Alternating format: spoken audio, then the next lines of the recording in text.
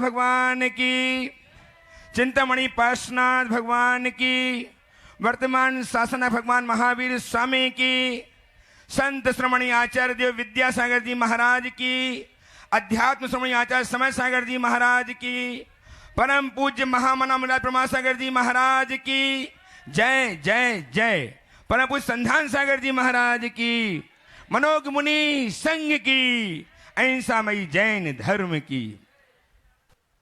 विराजित इस सभा में सभी भव्यजनों एवं सुदूर अवस्थित अपने अपने घरों में बैठ करके पारस चैनल एवं जमाई चैनल तथा प्रमाणिक ऐप के माध्यम से अपनी शंकाओं के समाधान प्राप्त कर रहे सभी गुरु भक्तों, मैं आप सबका उन सबका इस मंच से अभिनंदन करता हुआ जोड़ने जा रहा हूं उस अध्यात्म श्रेणी, उस ज्ञान मूर्ति से जो गुणायतन प्रणेता, शंका समाधान प्रवर्तक, भावना प्रवर्तक एवं संप्रेक्षण समय के रूप में संपूर्ण विश्व में ज्ञात हैं। ऐसे परम पूज्य महाराज प्रमासागर जी महाराज जिनके चरणों में बैठकर हम अपनी शंकाओं के समाधान प्राप्त करेंगे। मैं चाहता हूं कि हम उनसे जुड़ें, उसके पूर्व उनकी आशीष छांव प्राप्त करें। अतः मेरे साथ उच्चारें, नमोस्तु महाश्री, नमोस्तु महाश्री, नमोस्तु महाश्री। ये वो महाराज हैं जिनकी प्रेरणा से गुणायतन में एक ऐसा अकृत्रिम चैत्यालयवत जिनालय बन रहा है, जहां गुणायतन में ऐसा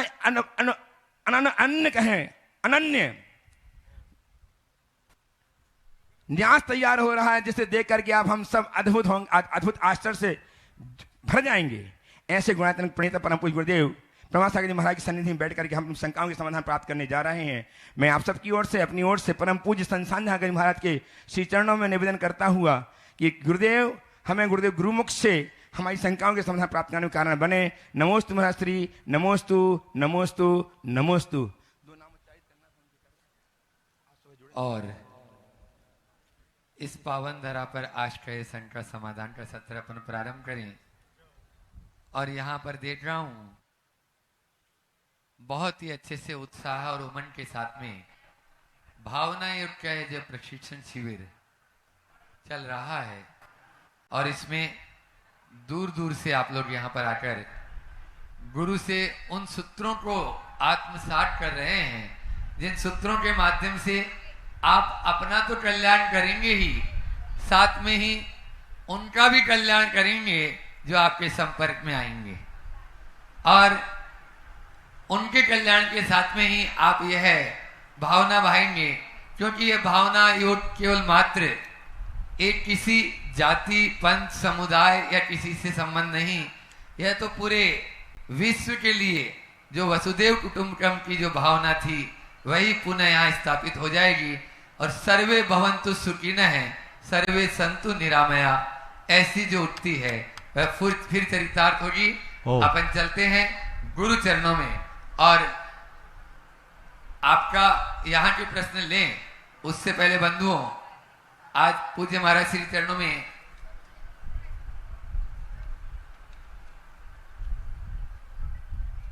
विशाल जी गांधी कोची से पूछ रहे हैं, क्या विज्ञान और धर्म में टकराव है?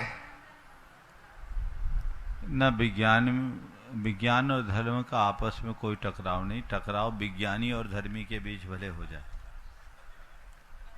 इनमें क्या टकराव? विज्ञान की अपनी निष्पत्तियां और धर्म की अपनी अवधारणाएं। विज्ञान पदार्थ जगत की बात करता है, धर्म अध्यात्म जगत का पाठ पढ़ाता है। दोनों का प्रतिपाद्य अलग, दोनों की दिशा अलग, दोनों की दृष्टि अलग। अब जो विज्ञान की हिमायती हैं वो विज्ञान की बात करते हैं, और जो धर्म के आराधक है वो धर्म की बात करते हैं। मेरा मानना है धर्म को धर्म से करना चाहिए और विज्ञान की बात को विज्ञान से, आपस में टकराव की कोई बात ही नहीं आई। यशपाल जी जैन बेंगलुरु से पूछ रहे हैं, स्वामी जी भावना योग करते समय कोई कल्पना करना होता है या केवल भावों को महसूस करना होता है? देखिए, भावना योग करते समय जो आपसे कहा जा रहा है उसे बार बार दोहराइए और उसे उस रूप में विजुअलाइज करने की कोशिश कीजिए। यदि आप बार बार उसे दोहराते हुए विजुअलाइज करते हैं तो चीज़ें अपने आप साकार हो जाती।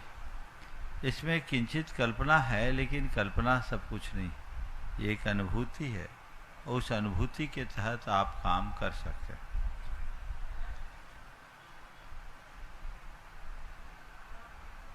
तनुजा जी मेहता पुणे से पूछ रही है, गुरुदेव क्या भावना योग के दौरान शरीर में झंझनाहट, हलचल या कंपन अनुभव होना सामान्य है? ये हो जाता है। कोई भी आप नया कार्य करते हैं तो उसके प्रति आपकी उमंग और श्रद्धा के निमित्त से इस तरह की हलचल हो जाती है। इससे प्रभावित नहीं होना, थोड़े दिन में ये चीज़ें ठीक हो जाएगी। इसलिए अगर ऐसा कुछ हो रहा है तो घबराए नहीं। हाँ, एक चीज़ ऑब्जर्व जरूर करें कि एक बढ़ तो नहीं रही है। बढ़ रही है तो थोड़े दिन के लिए ड्रॉप कर दें। खासकर ऊर्जा प्रवाह में ऐसा होता है। उनको जिनको इस तरह की ज़्यादा हलचल और ज़्यादा स्पंदन होता है, जो परेशान करते हैं, असामान्य, तो उन्हें चाहिए कि वो उसे थोड़े दिन के लिए बंद कर दे, फिर धीरे धीरे आगे बढ़े। सिलीगुड़ी से रोहित जी बापना पूछ रहे हैं, क्या भावना योग में किसी विशेष आसन या मुद्रा की आवश्यकता होती है या हम सामान्य स्थिति में भी कर सकते हैं? भावना योग की यही तो सबसे बड़ी विशेषता है। जहाँ और जैसी स्थिति में वैसे कर सकते। इसके लिए न कोई मुद्रा है, न कोई बंध है, न कोई आसन है। आप सहज रूप से कहीं भी किसी भी स्थिति में कर सकते। हाँ, फिर भी भावना योग करे तो मेरी राय में सबसे उत्तम है दोनों हाथ ऐसे जोड़ लें, और इस मुद्रा में यदि आप करते हैं तो वो ज़्यादा कारगर हो सकती है। रमा जी जैन बीकानेर से पूछ रही हैं, गुरुदेव क्या हम भावना योग के माध्यम से अपने पुराने कर्मों का प्रभाव कम कर सकते हैं या वह सिर्फ भोगना ही पड़ता है? भावना योग के बल पर हम अपने पुराने कर्मों के प्रभाव को ही नहीं, उसके जड़ को नष्ट कर सकते, उसकी सत्ता को भी नष्ट कर सकते हैं। भावना योग का मतलब क्या है? अपनी अशुद्ध भावना को परिवर्तित करके शुभ और शुद्ध भावना में बदलना। क्रोध एक भाव है, उसको परिवर्तित किया, क्षमा के भाव में आ गए, ये परिवर्तन है। घृणा एक भाव है, आप प्रेम के भाव में आ गए। आकुलता एक भाव है, आप क्षमता के भाव में आ गए। तो ये जो अपने अंदर होने वाला भावनात्मक परिवर्तन है, ये परिवर्तन हमें नए कर्म के बंध से बचाता है, और ये एक प्रकार की विशुद्धि का प्रतिफलन है जो बहुत अंशों में पुराने कर्मों को नष्ट करती। ये भक्ति भाव मन में जगता है। हम लोग ये मानते हैं ना, भगवान की भक्ति करने से हमारे कर्म कटते हैं। तो भक्ति क्या एक भाव है ना। तो ऐसे ही भावना योग के बल पर जब हम अपने अंदर सकारात्मक भावों का संचार करते हैं तो अंतरंग में ऐसी हलचल मचती है कि वे हमारे सारे अशुभ भावों का निवारण कर देती है और जीवन को विशुद्ध बना देती है। इसलिए उससे कर्म की निर्जरा होती है, पुण्य का संचय होता है, जीवन का रूपांतरण होता है, ऐसा समझना चाहिए। अनामिका जैन सतना से पूछ रही हैं, नमोस्तु पूर्वक, क्या ईश्वर को देखना संभव है? यदि संभव है तो वह दिखता क्यों नहीं? देखो भाई, दूध में घी दिखता नहीं पर होता है कि नहीं? हाँ, तिल में तेल दिखता नहीं पर वो होता है। ऐसे ईश्वर को कहीं बाहर ढूंढने की जरूरत ही नहीं। हमारा ही अपना रूप है, हमारे ही भीतर, जो हमारे रग रग में व्याप्त है। यदि हम अपने अस्तित्व का आभास कर रहे हैं तो हमें अपने भीतर विराजमान अपने ईश्वर का भी आभास होना चाहिए, जिसे स्वयं के अस्तित्व का बोध नहीं, वो परमात्मा के अस्तित्व को मान करके भी कुछ नहीं कर पाएगा। इसलिए अपने से भिन्न कोई परमात्मा नहीं, इस एहसास के साथ अपने भीतर विराजमान परमात्मा के अस्तित्व को स्वीकार करें। राहुल जी जैन गोरखपुर उत्तर प्रदेश से नमोस्तुपूर्वक पूछ रहे हैं, क्या नियमित दान करने से आत्मिक लाभ होता है? नियमित दान करने से आत्मिक लाभ होता है, इसमें कोई संशय नहीं। और नियमित करोगे तो और ज़्यादा होगा। दान को एक सत्कर्म के रूप में लेना चाहिए और ये क्रिया नियमित करना चाहिए। अब पहले प्रत्यक्ष वालों को ले लो। अपने बीच में मैं देख रहा हूं आज कोपर गांव से बहुत सारे श्रद्धालुगण यहाँ पर उपस्थित हैं। वहां की पूरी कमेटी ही यहाँ पर उपस्थित है। गुरु चरणों में वे नमोस्तु करेंगे और एक प्रश्न गुरु चरणों में वे अपनी ओर से कर लेंगे। सब एक साथ आ जाओ।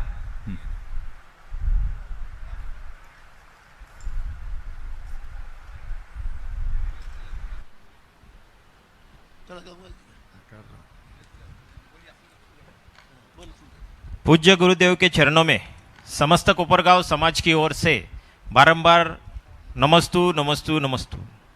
गुरुदेव, हमारी जिज्ञासा है कि हम महाराष्ट्र वाले पलक पावड़े बिछाए हुए आपका इंतजार कर रहे हैं।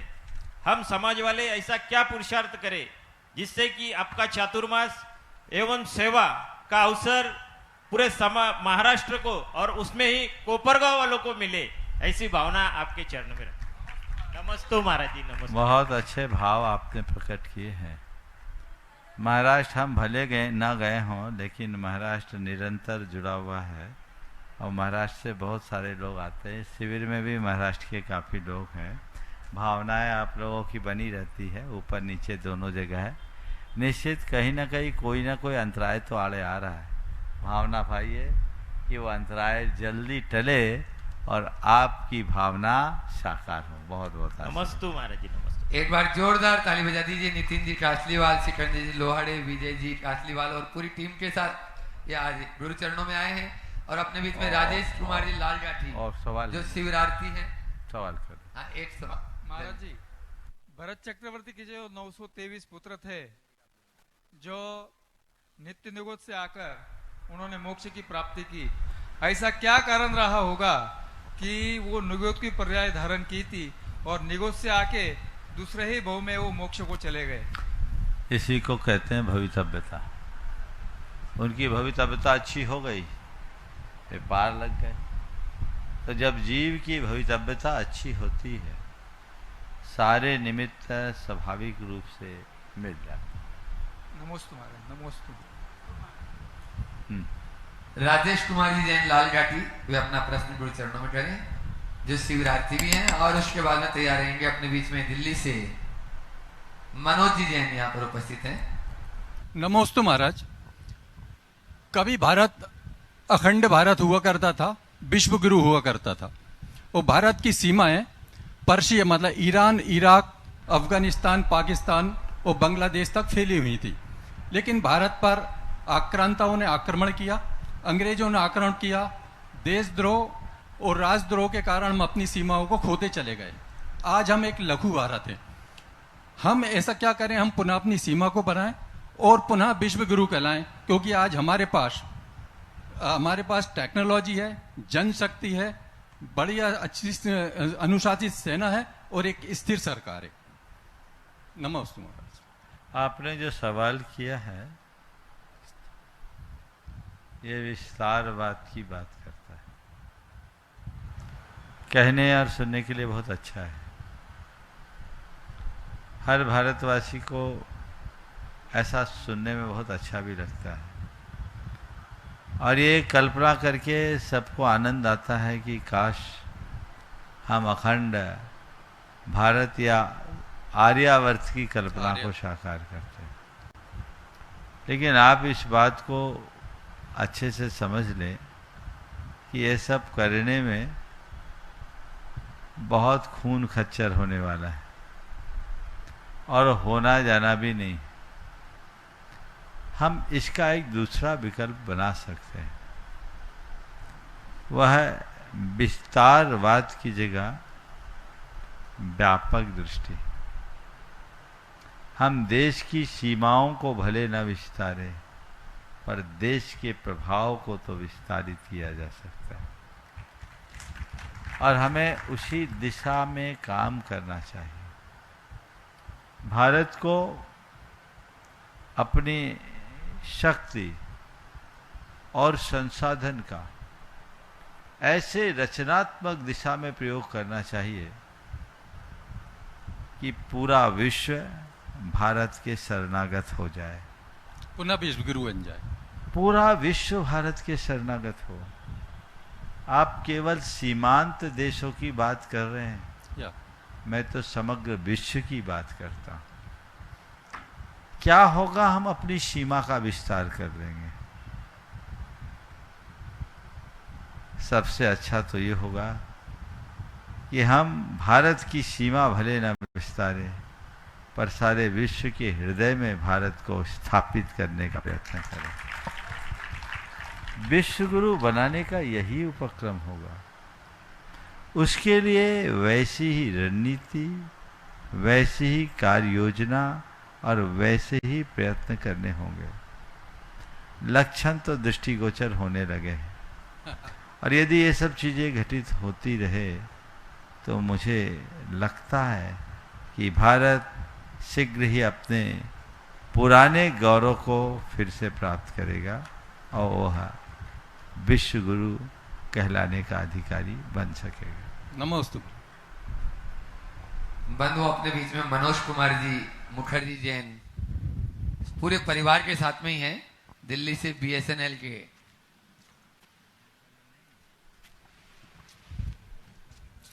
हाँ, प्रामाणिक समूह के कोऑर्डिनेटर, एक बार जोरदार ताली बजा दीजिए इनके लिए। और गुणायतन ट्रस्टी भी हैं और आज से ही नहीं, गुरुवार की जो मुनि प्रमाण .net जो वेबसाइट बनी है तब से है, उसके पहले से जुड़े हैं। ऐसे मनोज भाई के लिए जोरदार ताली मैं चाहूंगा। राजेश जी, पारसोम, श्वेता जी, हाँ चलिए वहीं पर उनका सम्मान कर देंगे। वे अपना प्रश्न गुरु चरणों में करें और उसके बाद में तैयार रहेंगे। गुरुदेव के चरणों में कोटिशा नमन। गुरुदेव के चरणों में कोटिशा नमन। गुरुदेव, आप अक्सर कहते हैं कि भाई विशुद्धि बढ़ाओ। कोई भी काम अगर हम कर रहे हैं, असफलता हो रही है या मतलब कुछ और भी कोई भी जो चीज़ें हैं, तो अक्सर आप लोग बोलते हैं कि विशुद्धि बढ़ाओ। तो विशुद्धि बढ़ाने का प्रैक्टिकली हम क्या करें विशुद्धि बढ़ाने में, और इसको भावना योग से किस तरह से? मैं तो कहता हूँ भावना योग करने लगो, विशुद्धि अपने आप बढ़ जाएगी। कुछ कहने की जरूरत नहीं है, आराम से कर सकते हैं। भावना योग करते रहिए, विशुद्धि जरूर बढ़ेगी। और मैं चाहूँगा एक बार जोरदार करतल ध्वनि से मनोज भाई पूरे परिवार का अभिनंदन करें। यह प्रामाणिक समूह के संस्थापकों में से एक है। शुरू से जब से प्रामाणिक समूह की शुरुआत हुई उससे पहले से इन्हें बहुत काम किया है, अभी भी कर रहे हैं। एक बार जोरदार अभिनंदन। चलिए। सेजल जैन पंचशील नगर जो इस शिविर में शिविरार्थी भी हैं, और उसके बाद में तैयार रहेंगी वंदना जैन भोपाल। द्वयमणि राजों के चरणों में कोटि कोटि नमोस्तु। छुल्लक जी के चरणों में इच्छामि। महाराज जी, मेरा प्रश्न ये है कि क्या सेल्फ लव को भावना योग से जोड़ सकते हैं? सेल्फ लव को देखिए, सेल्फ लव के नाम पर अच्छी चीज़ है, पर सेल्फ लव के नाम पर बहुत सारी चीज़ें ऐसी है जो कहीं ना कहीं हमें आत्ममुग्ध बना देती। हम उस सीमा को ध्यान में रखें, हम अपनी वास्तविकता को स्वीकार करें। अपूर्ण दशा में अपने आप को पूर्ण मानने का भ्रम भी कभी कभी हमें उलझा देता है। अब वो हमें आत्ममुग्ध बनाकर हमारी सारी प्रकृति को अवरुद्ध कर देता है। इसलिए इस बारीक भेद को ध्यान में रखकर चलना चाहिए। नमोस्तु महाराज। वंदना जैन भोपाल अपना प्रश्न करें, उसके बाद रचित जैन जबलपुर से अपने बीच में। महाराज जी के चरणों में त्रिवार नमोस्तु नमोस्तु नमोस्तु। सुलभ जी के चरणों में इच्छामि इच्छामि इच्छामि। महाराज जी, एक तो गुनायती टीम की मेंबर भी हो और मेरे बेटे ने MBA यही से पूर्व स्टूडेंट है, वो यही से किया है, विद्यासागर इंस्टीट्यूट से। अभी वो बॉम्बे में प्रोडक्ट मैनेजर में कॉर्पोरेट ऑफिस में वर्क कर रहा है। तो मेरा ये प्रश्न है कि जब भी अपन गाड़ी में बैठते हैं तो ट्रैफिक में कभी ऐसे भाव आते हैं कि किसी की दुर्घटना हो न हो या अपनी भी दुर्घटना न हो, ऐसी प्रेयर करते हैं और भावना भाते हैं। तो और उस टाइम हम लोग नमोकार मंत्र की प्रार्थना करते हैं, मंत्र बोलते रहते हैं, तो इसका प्रभाव पड़ता है क्या? देखिए, अच्छा भाव तो अच्छा रखना चाहिए, इसमें थोड़ा संशोधन कर दे तो और अच्छे परिणाम आएंगे। हे प्रभु, मैं सकुशल अपने गंतव्य तक पहुंच सकूं, मुझसे दुर्घटना न हो, इसमें दुर्घटना आ रही, हम दुर्घटना को हटाएं और केवल सुघटना की बात करें। हे प्रभु, मैं अपने गंतव्य तक समय पर और सकुशल पहुंच सकूं, बस पहुंच जाऊं या पहुंच जाऊंगा, इस विश्वास के साथ आप अपनी भावना रखें, ज़्यादा अच्छे परिणाम आएंगे। रचित जी जैन जबलपुर तैयार रहेंगे। आद्या जी जैन कोटा।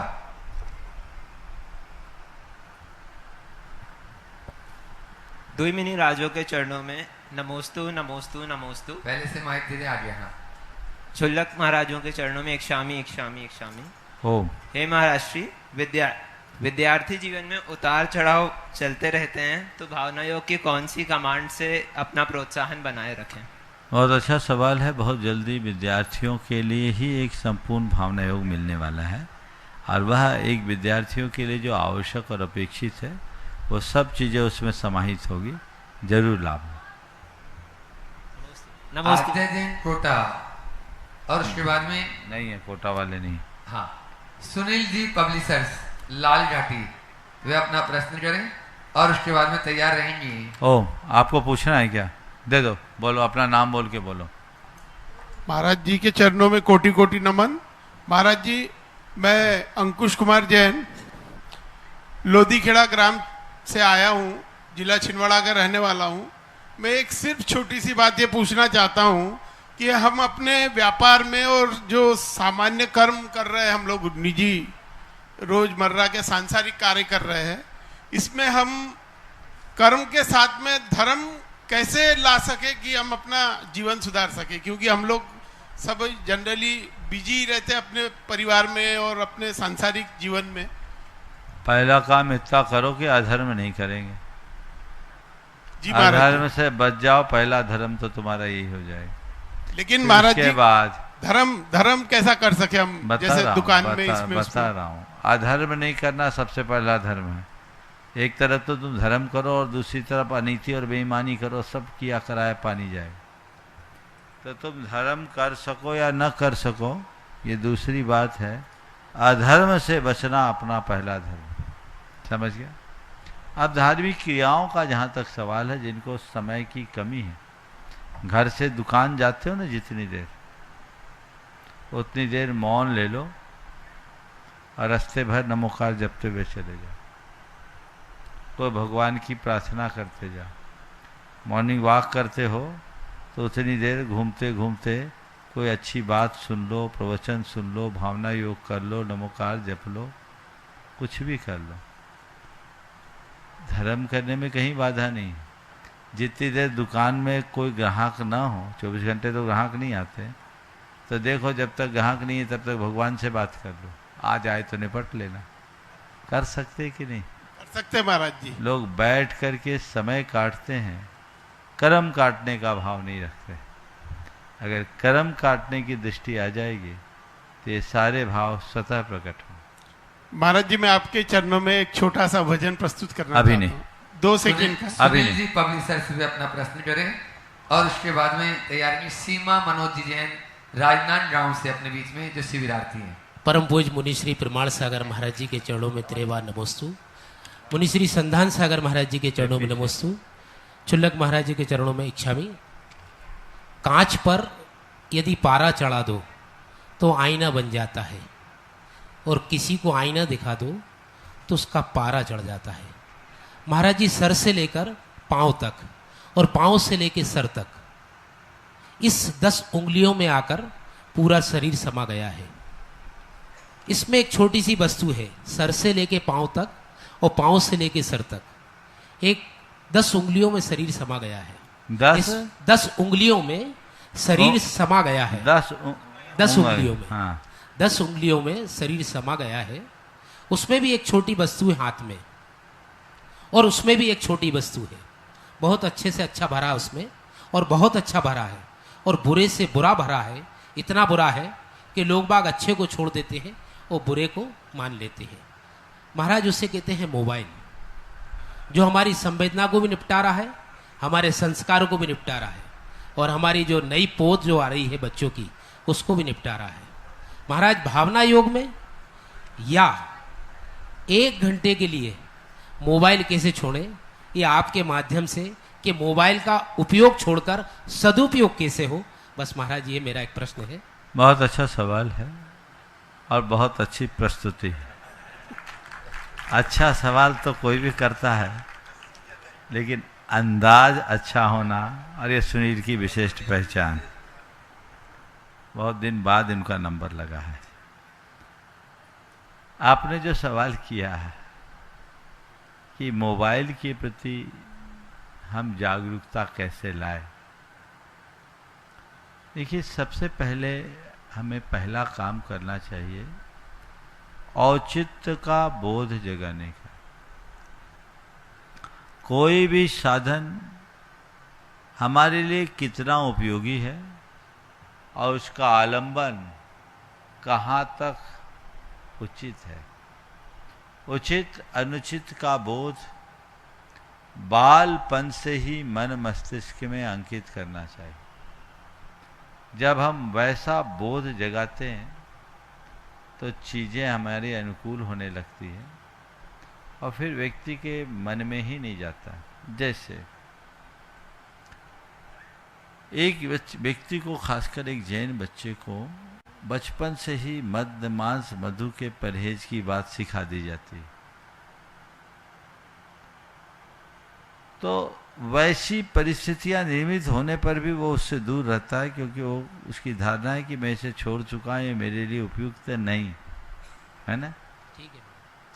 ऐसे ही मोबाइल या इस तरह के अन्य संसाधनों के औचित्य का बोध हो जाए तो ये मेरे लिए कितना उपयोगी है कितना अनुपयोगी, तो उससे ज़्यादा कुछ कहने की ज़रूरत नहीं पड़ेगी।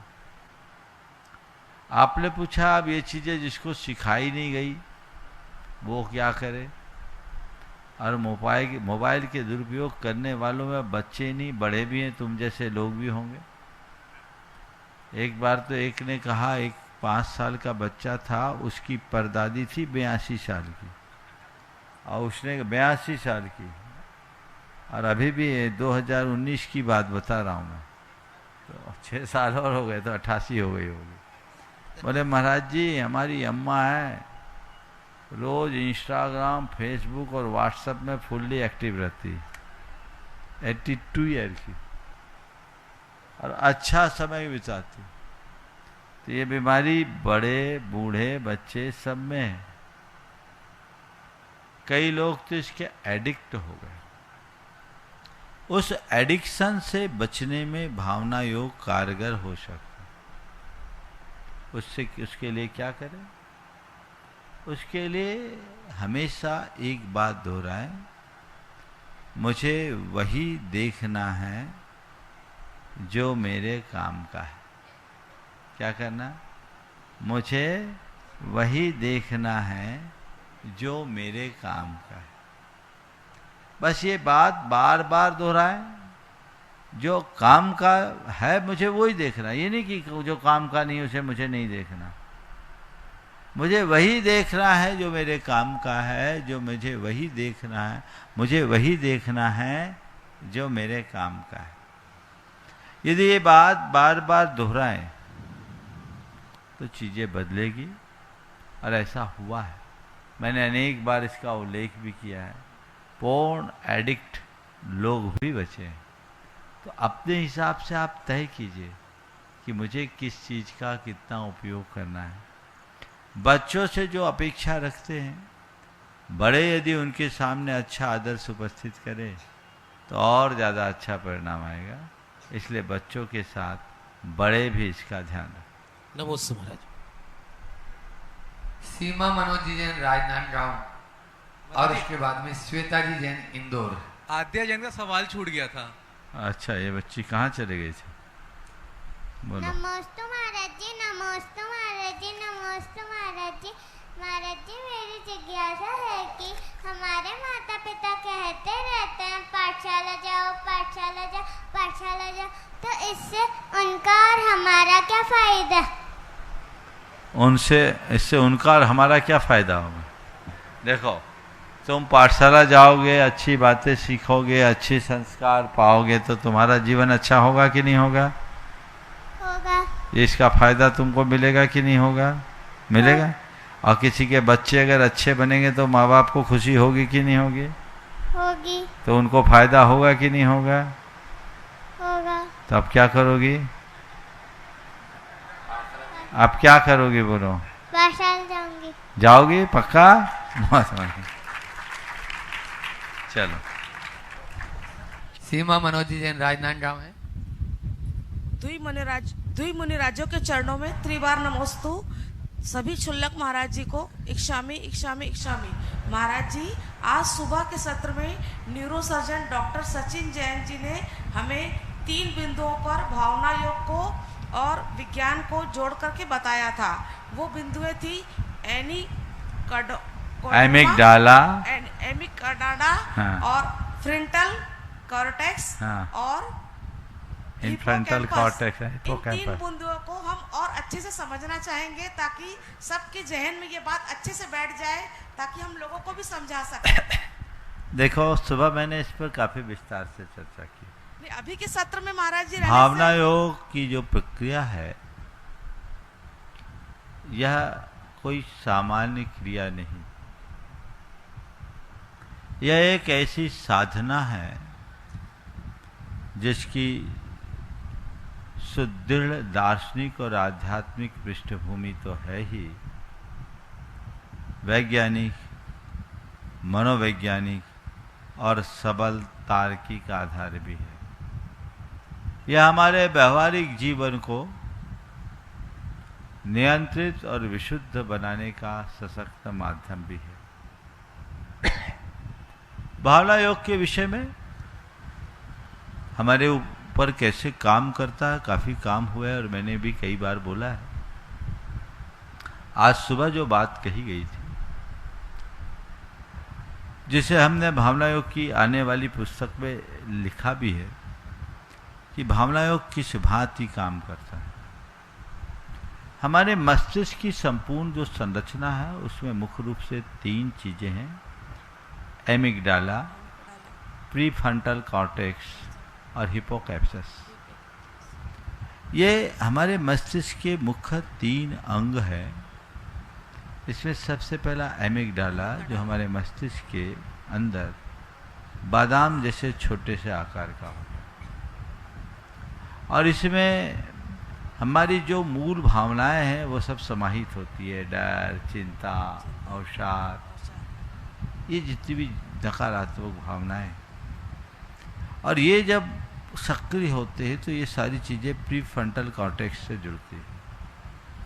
प्रीफ्रंटल कॉर्टेक्स इनमें नियंत्रण करने की क्षमता रखती है, और जो हिपोकैम्पस है वो चीज़ें हमारी स्मृति आदि से जुड़ी है। भावना योग करने से हमारा जो प्रीफ्रंटल कॉर्टेक्स है वो संतुलित होता है और उसको प्राप्त जो सूचनाएं उनको फिल्टर कर देता है।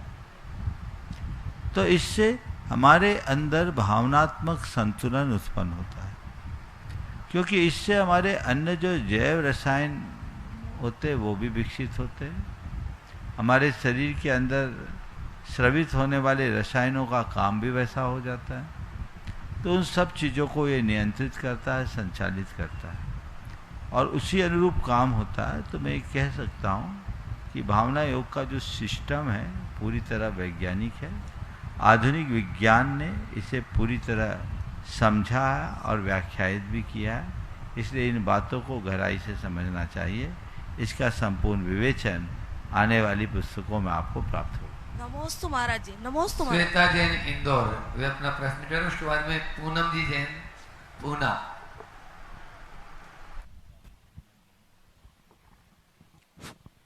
गुरुदेव के चरणों में बारंबार नमोस्तु नमोस्तु नमोस्तु। क्षुल्लक जियों के चरणों में इक्षामी इक्षामी इक्षामी। इंदौर में हमारे परिवार को गुरु जी का बहुत वात्सल्य मिला और मेरी शंका यह है कि गुरुदेव, जब भी हम श्रावक आप गुरुओं से पूछते हैं कि आपका आहार कैसे हुआ, तो आपका रत्नात्रय कैसा है, जब स्वास्थ्य अनुकूल न होने पर भी आप मुस्कुराकर बहुत अच्छे से आशीर्वाद देते हैं, तो हम श्रावक ऐसा क्या करें कि आहारचर्या एवं वैयावृत्ति आपकी अच्छे से रहे और स्वास्थ्य अनुकूल रहे, ऐसा क्या करें? देखो, ये तो लोकाचार है। आपसे कोई पूछे क्या हाल है, मजे में, ये तो आप लोग भी कहते हो ना। तो आप पूछो कि महाराज जी आप ठीक हो, आपका रत्नात्रय ठीक है, तो कोई बोलेगा कि मेरा रत्नात्रय ठीक है? ये तो तुम्हें देखना है कि वाकई में ये जो बोल रहे वो है कि नहीं। साधु की तो ये विशेषता होती है कि तकलीफ हो तो भी नहीं बोलेगा। तो एक कुशल श्रावक की सबसे बड़ी पहचान ये होती है कि वो नजदीकी से देख करके पहचान ले और उनके अनुकूल उनकी व्यवस्था बना दे। पहला प्रयास। दूसरी बात, गड़बड़ हो ही नहीं, इसके लिए क्या करे? तो भब्बड़ से बचो, भीड़ से बचो, विवेक से काम लो, अव्यवस्थाएं न करो, अनुशासित तरीके से काम करो, तो गड़बड़ नहीं हो, तो सारी चीजें ठीक होगी। चलो गुरुजी, आपके स्वास्थ्य के लिए भी हम भावना योग कर सकते हैं, गुरुओं के स्वास्थ्य के लिए? आप तो जिसकी चाहे उसके लिए कर सकते हैं, करने में कोई हानि नहीं। चलिए बंधु राजेश जी पूना जी जैन, पूनम जी पूना से अपने यहाँ पर बीच में जो इस पूरे के पूरे भावना योग प्रशिक्षण शिविर जो लग रहा है उसके भी कोऑर्डिनेटर, एक बार जोरदार ताली बजा दीजिए। और जैसा जुनून भावना योग को ऊंचाइयों तक ले जाने के लिए राजेश भाई और पूनम जी का है, ऐसा ही आप लोग भी बने ताकि ये भावना योग और ऊंचाइयों को छुए। और मैं चाहूंगा श्री विद्या प्रमाण गुरुकुलम के अध्यक्ष विनीत जी डोदा, महामंत्री अनुभव जी सराफ और इस पूरे भावना योग प्रशिक्षण शिविर के जो संयोजक है वे यहाँ नरेंद्र जी टोंगिया और अजय जी जैन को कोषाध्यक्ष श्री विद्या प्रमाण गुरुकुलम के और भी जो महानुभाव श्री विद्या प्रमाण गुरुकुलम के यहाँ उपस्थित हैं वे आ जाएं। और मैं चाहूंगा अहरनिश जो भावना योग को आगे लेके जा रहे हैं और ऐसे कोऑर्डिनेटर राजेश जी पूनम जी का स्वागत कर दें, वे अपना प्रश्न करें। और उसके बाद में तैयार रहेंगे प्रीतिका जैन, कोटा राजस्थान प्रमाणित समूह। पूज्य गुरुदेव के चरणों में कोटि कोटि नमन है। गुरुदेव, आज के सत्र में आपने संस्कारों को बदलने के लिए 2 उदाहरण दिए थे।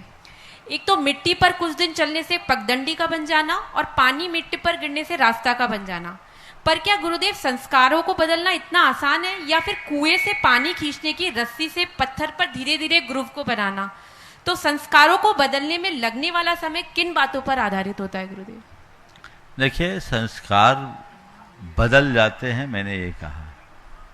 आपने कहा बदलना इतना आसान है।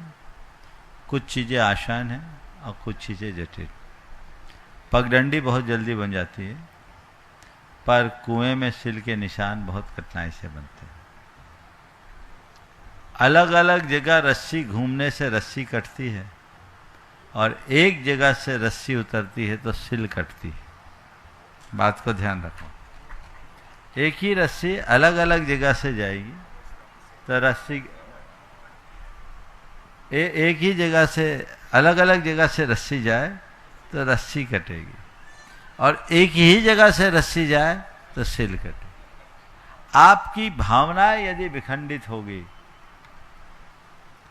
तो आपका समय खराब होगा, और आप एक जगह सेंट्रलाइज होंगे तो आप जो चाहते वो हो जाएगा। तो फोकस प्रॉपर होना चाहिए, ध्येय निष्ठ होकर के काम कीजिए। समझ गया?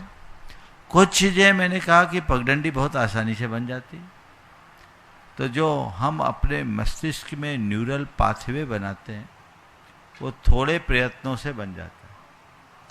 पाथवे बनने से फिर हमारे सोच का स्तर शुरू होता है। परिवर्तन होता है, और सोच के परिवर्तन से धीरे धीरे संस्कारों में परिवर्तन होता है। ये बात सदैव ध्यान रखना कि सोच के बदलते ही संस्कार नहीं बदल जाते, पर सोच के बदलने से संस्कार बदलते हैं। और सोच को बदलने वाला कौन है? हमारी भावनाएं। तो भावनाएं बदलती है, उनसे सोच बदलती, और सोच से संस्कार बदलते हैं। इसलिए इन बातों को एक दूसरे के साथ जोड़ करके देखना चाहिए। नमस्ते एक बार इस दंपति का जोरदार अभिनंदन कर दे, पूरे प्रमाणिक समूह, और बहुत समर्पित कार्य करता है, हमेशा हर कार्य में आगे रहने वाले। एक बार आगे आ जाओ, आगे आ जाओ, यहाँ सामने आओ, सामने आ जाओ आप लोग, यहाँ सामने आ जाओ। राजेश तुम भी आ जाओ। विनीत जी, अनुभव जी, जी सभी आ जाए। अजय जी को आप लोग जोरदार तालियों से बंधु आपकी सारी व्यवस्थाओं में देखो सहयोग कर रहे हैं। एक बार तालियां इनके लिए जोरदार। चलिए अगला। और प्रीतिका जैन कोटा प्रमाणिक समूह राजस्थान में अपना प्रश्न करें और उसके बाद में तैयार रहेंगे जैन संघ पुणे से। आज जिन्होंने मस्तकाभिषेक का प्रथम अवसर प्राप्त किया ऐसे भाई शुभम जी जैन, शांति तरह का अवसर प्राप्त किया ऐसे शुभम भाई अपने पूरे साथियों के साथ में। मुनि द्वय के चरणों में बारंबार नमोस्तु नमोस्तु नमोस्तु। शुल्लक महाराज जी के पावन चरणों में इच्छामि इच्छामि इच्छामि। गुरुदेव, मेरी जिज्ञासा है कि आज के इस परिवेश में जो बिगड़ता हुआ माहौल चल रहा है, उसमें दिखावे के नाम पे हम अपनी मर्यादाएं खोते जा रहे हैं। तो इस बिगड़ते हुए माहौल में हम कैसे अपने आप को सुरक्षित और अपने बच्चों को संस्कारित रख सकते हैं? बड़ा ज्वलंत प्रश्न है। आडंबर बहुत तेजी से फैल रहा है, और आडंबर से बचने के लिए हम क्या करें? अभी विगत दिनों मैंने पूरा एक प्रवचन दिया आडंबर से। आप और जो प्रवचन हुए उसमें एक प्रवचन आडंबर पर। देखिए, आडंबर से बचने के लिए हमें औचित्य का बोध, स्वरूप का बोध, अपनी स्थिति की समझ साथ रखकर चलना चाहिए। दूसरों को देखोगे तो आडंबर से जुड़ते जाओगे, और खुद को देखोगे तो सारे आडंबर से बच सकते हो। तो इन बातों को ध्यान में रखते हुए अगर हम काम करेंगे, सुपरिणाम सुनिश्चित आएंगे। जैन संघ पुणे के उत्साही ये कार्यकर्ता और अभी शिविर में शिविरार्थी भी, एक बार जोरदार तालियों से स्वागत। और वे अपना प्रश्न गुरु चरणों में करें शुभम जी के साथ में, और उसके बाद में तैयार रहेंगे कुशल जी जैन बुरहानपुर। द्वय मुनिराजों के चरणों में नमोस्तु। सभी शुल्लक जी महाराजों के चरणों में इच्छामि। जैसा कि प्रातःकालीन सत्र में आपने अपनी वाणी के माध्यम से बताया था कि पहले की 10 पंक्तियों में से मात्र आपने अभी भावना युग में 4 ही रखी, शेष सभी इन्हीं में गर्भित हो गई। इन 4 शब्दों को यथा शांत, सहज, स्वस्थ एवं सकारात्मकता, इनका चिंतन किया तो पता चला कि शांत शब्द जो क्षमा का पर्यायवाची है, क्रोध कषाय का विपक्षी है। सहज शब्द जो सरलता का पर्यायवाची है, सो छल कपट से युक्त माया कषाय का विपक्षी है। स्वस्थ शब्द स्व में स्थित अर्थात आत्मा में स्थित आत्मा के विनय स्वभाव का द्योतक है, जो मानव स्वभाव से विपरीत मान कषाय की बहुलता का प्रतिपक्षी है। और सकारात्मक शब्द पाप करने की बात तो दूर रही, पाप का विचार आते ही नकारात्मक ऊर्जा आने लगती है, सो यह नकारात्मक शब्द सकारात्मकता का विपरीत पापों का जनक लोभ कषाय का विपक्षी है। सो यह 4 शब्द चारों कषायों के प्रतिपक्षी शब्द सिद्ध हुए। शास्त्रों को पढ़कर अनुभव किया, पता चला कि व्यक्ति में से यदि कषाय निकल जाए तो वह जीते जी इसी धरा पर भगवान बन जाता है और 13वें गुण स्थान में वह अरिहंत अवस्था प्राप्त करता है। कषायों को दूर कर मोह करने का एक शास्त्र स्वाध्याय भी कारण है, परंतु आज की पीढ़ी स्वाध्याय से दूर हो गई है। परंतु महाराज, आपने इसका अल्टरनेटिव निकालकर आप इस भावना योग के माध्यम से, हे भगवान, आप स्वयं चलते फिरते भगवान होते हुए हम अज्ञानी जनों को भी कषायों से रहित करने की प्रक्रिया करते हुए भगवान बनने की साधना बता रहे हैं, प्रेरणा दे रहे हैं। हे गुरुदेव, आप साधुवाद के पात्र हैं। धन्य है आप, धन्य है आपकी सोच और धन्य है आपका यह भावना योग। हमारे जिज्ञासा है कि शारीरिक व्यायाम फिजिकल एक्टिविटी से भावना योग को कैसे जोड़ा जाए। और जैसे हम सभी बहुत सारे युवाओं का धैर्य बहुत कम है आजकल की युवा पीढ़ी का, तो एक प्रश्न था कि भावना योग का उत्कृष्ट, आपके अनुभव से बताइएगा महाराज जी, कि भावना योग का उत्कृष्ट एवं जघन्य आबाधा काल कितना है? पहले तो इसके चिंतन पूर्ण विश्लेषण का जोरदार अभिनंदन, और इस टीम का पूरा अभिनंदन कर दे। ये टीम बहुत ही समर्पित और सक्रिय टीम है, जैन धर्म की प्रभावना के लिए तत्परता से जुटी हुई। एक बार इन लोगों का जोरदार अभिनंदन करें। बंधुओं, एक इशारा पाते ही घर परिवार से दूर 10-10, 15-15, 20-20 दिन तक के लिए ये लोग अपने अभियान में जुटते हैं। ऐसा योगदान देने वाले बहुत कम लोग हैं। गुणायतन के द्वारा प्रवर्तित उपक्रमों को गति देने में इन लोगों की महनीय भूमिका है, इसलिए इनका जोरदार अभिनंदन होना चाहिए। आपने सवाल किया कि भावना योग का जघन और उत्कृष्ट आबाधा क्या है। मैं तो चाहूँगा, शुभम है ना, आयुष भाई हैं, आयुष कोटा। हाँ, इसके सवाल से आपको पता लग जाएगा कि ये कितना स्वाध्यायशील है। हम युवाओं से कहना चाहेंगे, थोड़ा स्वाध्याय की भी प्रेरणा जगाओ। अगर अपनी संस्कृति को बचाना है तो संस्कृति को पढ़ो, संस्कृति को जानो। अपनी संस्कृति को जाने बिना संस्कृति को बचा पाना असंभव है।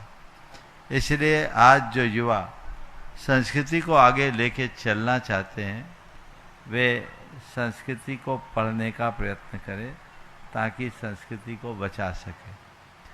आपने पूछा जघन और उत्कृष्ट आबाधा कितनी है, तो मैं कह सकता हूँ कि भावना योग की जघन और उत्कृष्ट आबाधा उतनी है जितनी हमारे कर्मों की जघन और उत्कृष्ट आबाधा है। समझिए, कुछ फल तत्काल मिलता है और कुछ फल समय के अंतराल से। भावना योग करते ही मन को संतुष्टि मिलती है, ये उसका तात्कालिक फल है ना। और धीरे धीरे हमारे संस्कार बदलते हैं, भावधारा में परिवर्तन आता है, जो करीब करीब 21 दिन तो मिनिमम चाहिए। ये उसका दीर्घकालिक लाभ है। तो हम दोनों लाभों से जुड़ करके चले। और एक बात हम हमेशा आप सबसे कहेंगे, जिसका तात्कालिक लाभ नहीं, उसका दूरगामी लाभ भी नहीं हो सकता। भावना योग करते हुए अगर तुम्हें संतुष्टि नहीं मिल रही, तो मतलब तुमने भावना योग किया ही नहीं। अंदर संतुष्टि, प्रसन्नता, अहोभाव घटित होना चाहिए। ये घटित होगा तो सारी चीज़ें जीवन में जुड़ती जाएगी और वो हमारे जीवन को बेहतर बना पाएगी। नमोस्तु महाराज जी, नमोस्तु। कुशल जी जैन बुरहानपुर उपस्थित है, अनुपस्थित। सुदर्शन जी जैन पिंडरई, वहां तक माइक पहुंचे। बंधुओं, 7 तारीख से 12 तारीख तक तो यह शिविर चल ही रहा है, और इस शिविर के अंदर ही एक और ऐसा अपूर्व अवसर आ रहा है अपने बीच में, जो पूर्णमासी आ रही है और वह इस शिविर में पढ़ रही है। और इस पूर्णमासी के अवसर पर गुरुमुख से 1008 मंत्रों द्वारा महाशांति धारा यहाँ इस अवधपुरी के इस जिनालय में होगी। भगवान पारसनाथ की यह एक मनोज्ञ मनमोहक प्रतिमा जो सबको अपनी ओर आकर्षित कर लेती है, उस प्रतिमा के शीश पर 1008 मंत्रों द्वारा महाशांति धारा प्रातःकाल 6:30 बजे से पूज्य गुरुवर के सानिध्य में इसी स्थान पर 11 जून को पूर्णिमा के पावन अवसर पर। नमस्ते महाराज श्री जी। देखो, प्रत्येक पूर्णमासी को जहाँ तक बनता है अपने सानिध्य में महाशांति धारा होती। यहाँ का ये पहला सुयोग है कि प्रतिष्ठा के तुरंत बाद ये पूर्णिमा आ रही और पार्श्वनाथ भगवान पर ये महाशांति धारा होगी। ये सूचना सब तक पहुँचा दो। 11 तारीख को भावना योग का कार्यक्रम जो नित्य 5:30 बजे होता है, उस दिन 5:15 बजे से होगा। और भावना योग संपन्न होने के बाद 6:30 से 8 बजे तक ये महाशांति धारा का कार्यक्रम चलेगा। माने शांति धारा तो 55 मिनट की होगी, लेकिन आप इतने सारे लोग अभिषेक आदि करेंगे। और उसके उपरांत जो कार्यक्रम यथावत चल रहा है शिविर का, वो चलता रहेगा। जिनको भी अनुकूलता बन रही है वे जरूर इसका लाभ लें। जिन लोगों ने पहले लाभ लिया है उनको पता है कि इसका आनंद क्या है, इसलिए कोई इससे वंचित न रहे। सभी लोग लाभान्वित होने का प्रयत्न करें। नमोस्तु गुरुदेव, नमोस्तु नमोस्तु नमोस्तु। गुरुदेव, भावना योग शिविर के आज के पूर्वाह्निक एवं अपराह्निक कार्यक्रम में आपने प्रार्थना, जो भावना योग का प्रथम अंग है, उसमें अद्भुत प्रवचन हमें प्रदान किया।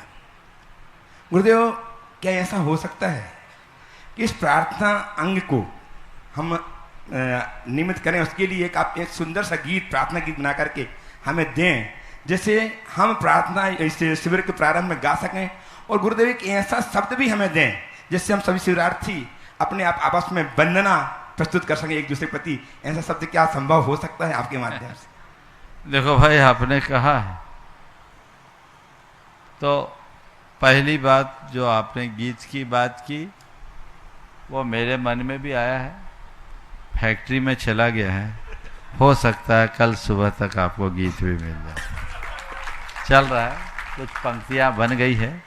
पूरी बनने के बाद जैसे मैं थोड़ा समय पाऊंगा वो आप लोगों को मिल जाएगा और एक बहुत मौलिक गीत आप लोगों को उपलब्ध हो सके, ऐसा मेरा प्रयास होगा। रहा सवाल, कल ये सवाल आप लोगों ने पूछा था कि हम लोग एक दूसरे से मिले तो क्या करें। देखो, हमारा जो परंपरागत अभिवादन है वो तो हम करते ही।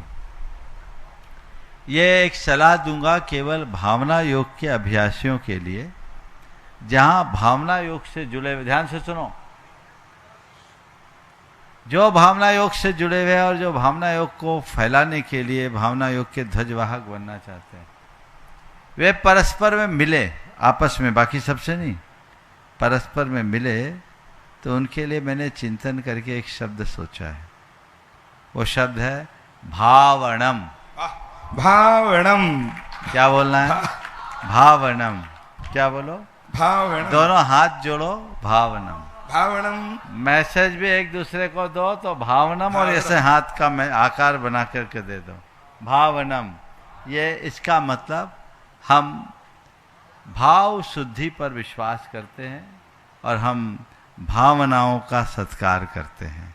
बस ये भाव और विचार मन में रखे। इसके और भी अर्थ विस्तार सहित हम आगे बता देंगे और ये चीज़ें एक दूसरे के साथ जुड़ेगी।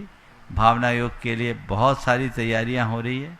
मैं इस शिविर को उसकी एक छोटी सी भूमिका के रूप में देख रहा हूँ।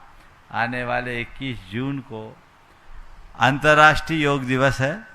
पिछले बरस भोपाल में बहुत धूम मची थी, इस बार भी भोपाल के लिए मौका आने वाला है और उसकी भी जल्दी रूपरेखा 1-2 दिन में बन जाएगी। तब तक और भी चीज़ें आप सबको उपलब्ध होगी।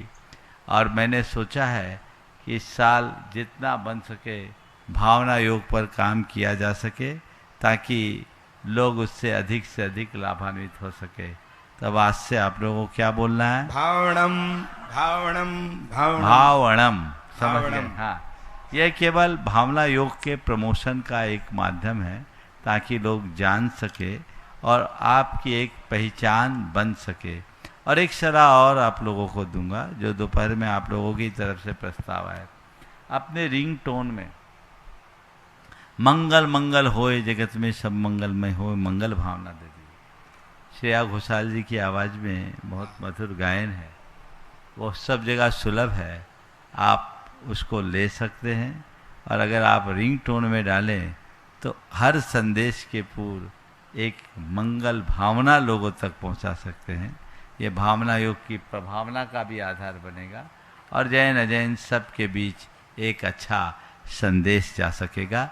समय आप सबका हो गया है, यहीं पर विराम। बोलिए परम पूज आचार्य गुरुवर श्री विद्यासागर जी जय जय भान जी ने अपने रिंगटोन डाल रखा है और बहुतों ने डाला है, आप लोग डाल सकते हैं। अब चलो। आचार्य भक्ति, हाँ आचार्य भक्ति के लिए तैयार हो जाए। ओम नमस्कार। आज रविवार था, आप बोलो यहाँ पूज्य महाराज श्री जी का संपूर्ण साहित्य स्टॉल पर उपलब्ध है। 4 बातें 14 भागों में 16 पुस्तक के रूप में अभी भी आपको कंसेशन रेट पे वह उपलब्ध कराई जा रही है। आप जरूर अवश्य उसको लो, जिसकी कीमत 3000 है लेकिन 1100 रुपये में वह आपको उपलब्ध है। आप अवश्य उसको लें। साथ में ही जो जो अभी नई पुस्तकें निकली है, 2 मिनट रुको। हाँ बोलो। अभी जो नई पुस्तकें निकली है, 3 पुस्तकें यहाँ पर उपलब्ध है, आप उसका भी लाभ लें, अवश्य लें। हाँ, और ऑनलाइन भी उसकी बुकिंग चालू है।